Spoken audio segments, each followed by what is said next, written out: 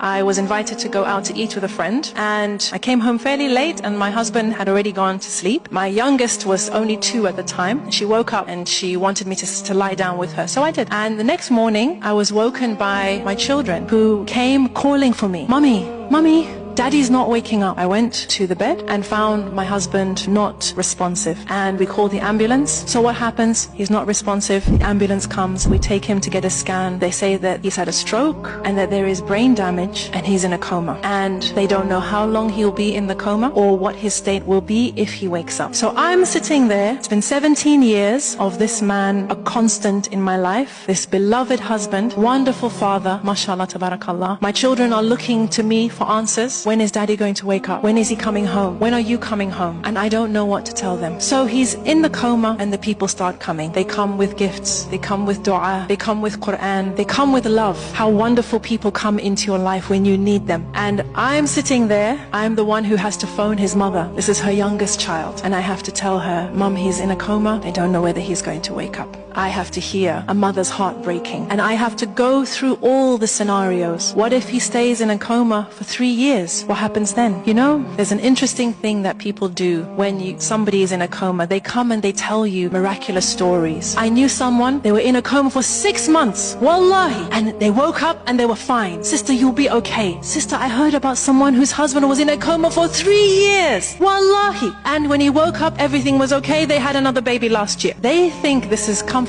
I don't, because I don't know how to navigate my life with my husband in this coma. But Allah is the owner of the heavens and the earth, and He decides. So Ya Rab, if he will be in a coma for however long, I accept. Then they say, when he wakes up, he may have severe brain damage. He may not recognize you or the children. I say, Allah is the owner of the heavens and the earth. He decides. And if my husband wakes up and he is no longer the man that he was, I accept. And then what if he doesn't come back? Subhanallah, I went through every scenario, which is what you do. You go through every scenario, what could possibly happen, and Allah gives me the chance to accept each scenario. Say, Ya Rab, this is in your hands. Whatever you decide, I accept. So one day, a sister comes with a story for me. And this was a story that did give me comfort. She said, you know, there was a husband and a wife. They had a daughter. And this daughter, from when she was born, she was very ill. And the doctor said she wouldn't survive past 1 year, 2 years, 3 years, 4 years. But the daughter survived. Until one day she got too sick and they took her into hospital. And the hospital staff said, you have to leave her here. So they come back the next day and the doctors say, it's not looking good. She needs this, she needs that. And the man says to his wife,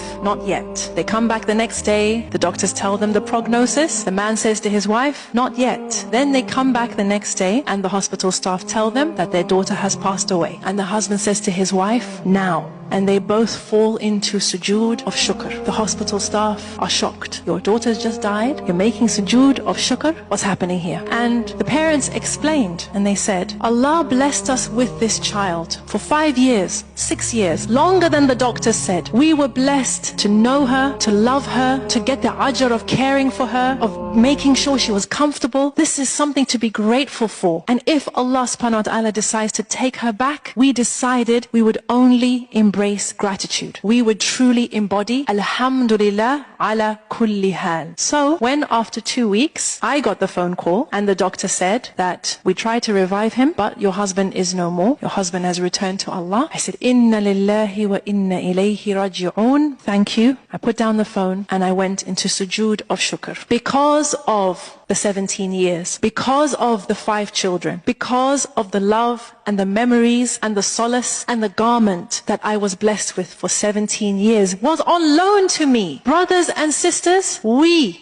as human beings are ungrateful. If you go to the bottom of almost all our issues, you'll find ingratitude, taking things for granted, thinking we deserve more. Why should I not have what so-and-so has, what I used to have, what I have always dreamt of having? We take for granted the people in our lives, and that includes our spouses. And to be honest, my hunch is that we take for granted our spouse more than everybody else. Why do I tell this story? Because I want those of you who are married, those of you who inshallah will be married, I want you to wake up to the ni'mah that is right there beside you. The fact that another person has agreed to share their life with you, to build a life with you, to tolerate your nonsense, to make excuses for you, to love you in spite of your craziness, this is something to say alhamdulillah for.